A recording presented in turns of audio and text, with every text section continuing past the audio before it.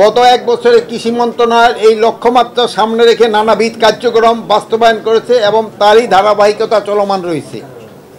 দেশের খাদ্যশস্য উৎপাদনে আমরা ধারাবাহিক সাফল্য অর্জন করেছি।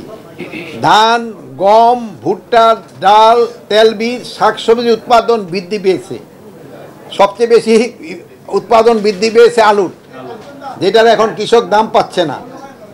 ফলমূল উৎপাদনেও আমরা ইতিবাচক প্রবৃদ্ধি অর্জন করেছি। গত বছর আগস্ট মাসে দেশের 23টি জেলায় মারাত্মক বন্যায় ফসলের ব্যাপক ক্ষতি হয়েছিল বা সময় মতো বীজ, সার ও প্রণোদনা দেওয়ায় কৃষকরা ক্ষতি কাটিয়ে উঠতে সক্ষম হয়েছে। আর আপনারা জেনে খুশি হবেন যে গত বড় মৌসুমে প্রায় 15 লক্ষ মেট্রিক টন ধান কাঙ্ক্ষিত লক্ষ্যমাত্রার চেয়ে বেশি উৎপাদন হয়েছে।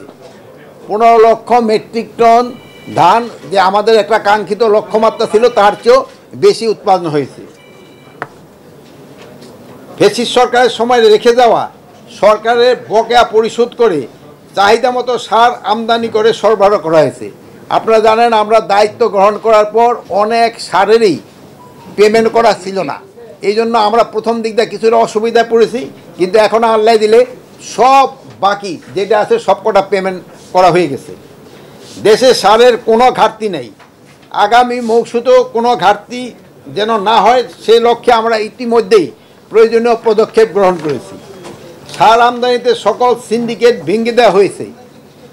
বৈশ্বিক মূল্যের সাথে সামঞ্জস্য এখন সার আমদানি করা হবে। কৃষি জমি সংরক্ষণ কঠোর বিধান রেখে ভূমি ব্যবহার ও কৃষি ভূমি সুরক্ষা অধ্যাদেশ প্রণয়নের কাজ চলছে। আপনারা জানেন যে আমাদের কৃষি জমি কিন্তু দিন দিন কমেই যাচ্ছে। এটার জন্য আমরা একটা কৃষি জমি সুরক্ষা আইনও আমরা করে দেওয়ার চেষ্টা করতেছি এবং এটা হয়তো আমরা করে দিয়ে যেতে পারবো আল্লাহ দিলে।